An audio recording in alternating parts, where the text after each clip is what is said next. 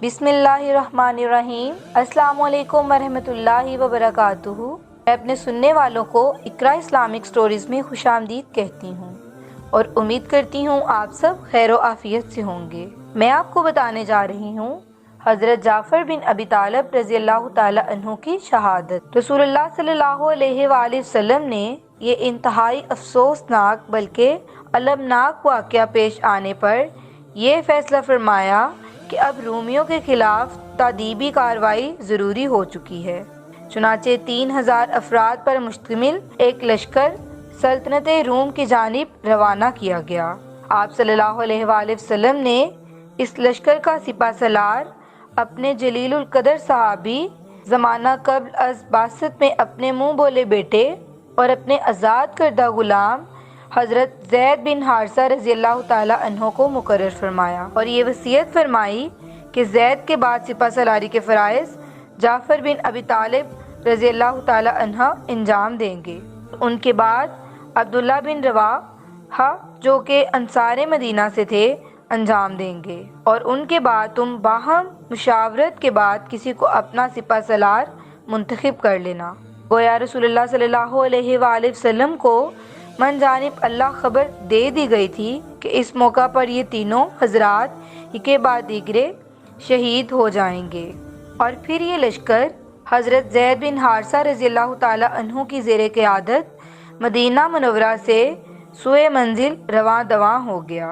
तवील मुसाफत तय करने के बाद जब ये मुबारक लश्कर जज़ीरतुल अरब और सल्तनत रूम के माबेन सरहद इलाके में पहुंचा तो वहाँ मोता नामी मकाम पर जो कि रफ्ता रफ्ता तकसीम दर तकसीम के सिलसिलों के बाद अब मौजूदा उर्दन में वाक़या है, जो सूरत हाल नज़र आई वो निहायत खिलाफ तवक्का और इंतहाई परेशान कुन थी, क्योंकि वहाँ मंजर कुछ ऐसा था कि सामने रूमियों की 1 लाख फौज मुकाबले के लिए मौजूद थी। मज़ीद ये कि उस सरहदी इलाके में आबाद बहुत से अरब कबाइल गुसान वगैरह जो कि दीनी माशी और सियासी तौर पर सल्तनत रूम के ही ताबे थे, कि 1 लाख जंगजू भी यहाँ रूमी फौज के शाना बशाना मौजूद थे। यानी सूरत हाल ये बनी कि एक तरफ मुसलमान महज 3000 जबकि दूसरी जानिब उनके बिलमुकाबिल 2 लाख मसला और चाको चुबंद जंगजुओं पर मुश्तमिल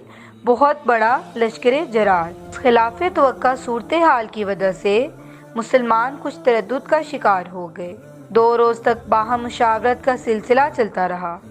किसी ने कहा हमें अब मज़ीद पेशकदमी की बजाय यहीं रुक कर रसूलुल्लाह सल्लल्लाहु अलैहि वसल्लम को इस सूरत हाल से मतला करना चाहिए और आप सल्लल्लाहु अलैहि वसल्लम की तरफ से इस बारे में किसी फ़ैसले का इंतज़ार करना चाहिए। किसी ने कहा हमें रसूलुल्लाह सल्लल्लाहु अलैहि वसल्लम की खिदमत में ये पैगाम भेजना चाहिए कि मज़ीद दस्ते अरसाल किए जाएं।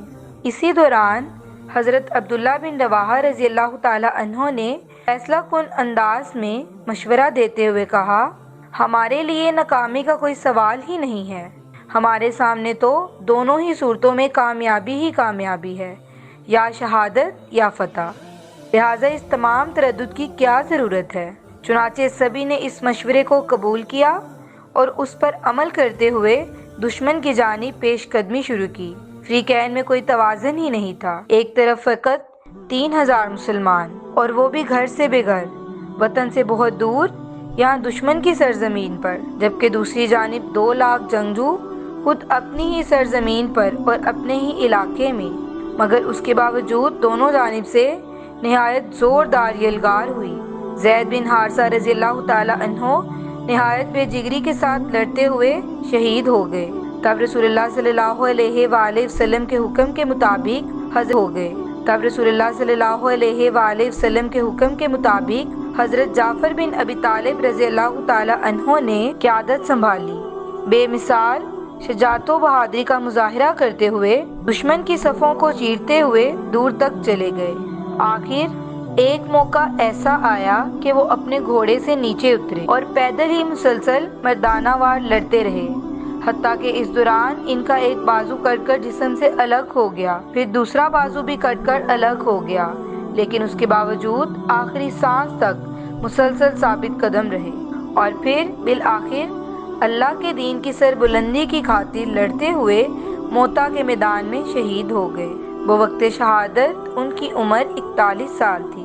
حضرت عبداللہ بن عمر رضی اللہ تعالی عنہ جو کہ غزوہ موتا کے موقع پر اسلامی لشکر میں موجود تھے، فرماتے ہیں کہ شہداء کے درمیان ہم نے جعفر کو تلاش کیا اور جب وہ ملے تو کیفیت یہ نظر آئی کہ یعنی ہمیں ان کے جسم پر تلواروں، نیزوں اور تیروں کے 90 سے زائد زخم نظر آئے۔ ادھر مدینہ میں لشکر کی واپسی سے قبل جب ان تینوں حضرت زید بن حارثہ، حضرت جعفر بن ابی طالب، حضرت عبداللہ بن رواحہ رضی اللہ تعالی عنہ کی شہادت کی خبر پہنچی تو رسول اللہ صلی اللہ علیہ وآلہ وسلم تعزیت کی غرض سے ان تینوں کے گھر تشریف لے گئے۔ موقع پر جب آپ صلی اللہ علیہ وآلہ وسلم حضرت جعفر رضی اللہ تعالی عنہ کے گھر پہنچے تو صورتحال پیش آئی۔ اس کے بارے میں حضرت جعفر کی اہلیہ محترمہ حضرت اسماء بنت امیس فرماتی ہیں، مجھے اطلاع ملی تھی کہ لشکر کی کسی بھی وقت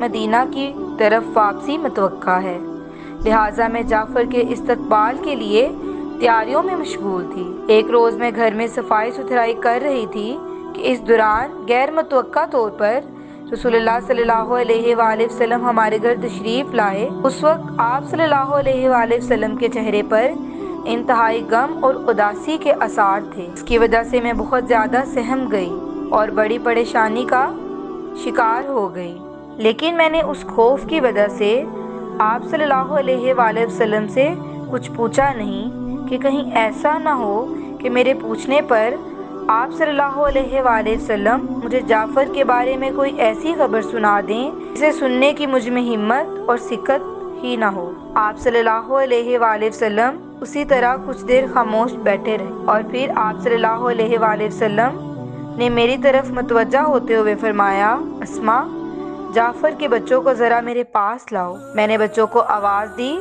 تبھی سبھی بچے نہایت خوشی سے دوڑتے ہوئے چلے آئے، ہنستے مسکراتے ہوئے اور معصوم پرندوں کی طرح چہچہاتے ہوئے آپ صلی اللہ علیہ وآلہ وسلم سے لپٹنے لگے۔ ہر کوئی آپ صلی اللہ علیہ وآلہ وسلم کی گود میں بیٹھنے کے لیے مچلنے لگا۔ رسول اللہ صلی اللہ علیہ وآلہ وسلم نے ان بچوں کو پیار کیا، شفقت سے ان کے سر پر ہاتھ پھیرا اور پھر آپ صلی اللہ علیہ وآلہ وسلم کی آنکھوں سے زاروں قطار آنسو بہنے لگے۔ آپ صلی اللہ علیہ وآلہ وسلم جو اب تک صبر کا پہاڑ بنے ہوئے تھے، اب آپ صلی اللہ علیہ وآلہ وسلم کے صبر کا پیمانہ لبریز ہونے لگا۔ درد اور غم کا وہ طوفان جو آپ صلی اللہ علیہ وآلہ وسلم کے دل میں برپا تھا، اب وہ آنکھوں کے راستے چھلکنے لگا۔ تب میں بہت زیادہ خوف زدہ ہو گئی، مجھ پر شدید لرزہ طاری ہو گیا۔ آخر میں نے ڈرتے ڈرتے عرض کیا، یعنی اے اللہ کے رسول، آپ پر میرے ماں باپ قربان، آپ کیوں رو رہے ہیں؟ کیا آپ کو جعفر اور ان کے دونوں ساتھیوں یعنی زید بن حارثہ اور عبداللہ بن رواحہ رضی اللہ تعالی عنہ کے بارے میں کوئی خبر موصول ہوئی ہے؟ آپ صلی اللہ علیہ وآلہ وسلم نے جواب میں فرمایا، یعنی ہاں، وہ شہید ہو چکے ہیں۔ بس اتنا کہنے کے بعد آپ صلی اللہ علیہ وآلہ وسلم اپنی جگہ سے اٹھے اور اپنی آنکھوں سے آنسو صاف کرتے ہوئے چپ چاپ بوجھل قدموں کے ساتھ واپس روانہ ہو گئے۔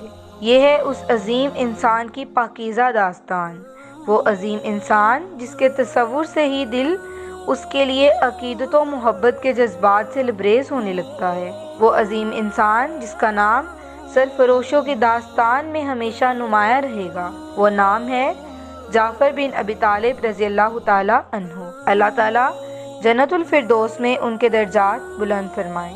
میں امید کرتی ہوں میری آج کی ویڈیو آپ کو پسند آئی ہوگی اور آپ نے لازمی اس سے کوئی نہ کوئی سبق حاصل کیا ہوگا۔ اگر آپ کو میری ویڈیو پسند آئی ہے تو میرے چینل کو لائک، سبسکرائب اور شیئر ضرور کریں اور ساتھ ساتھ بیل آئیکن کا بٹن دبانا مت بھولیں تاکہ ہر نئی آنے والی ویڈیو کا نوٹیفیکیشن آپ کو آپ کی اسکرین پر ملے۔ اللہ حافظ۔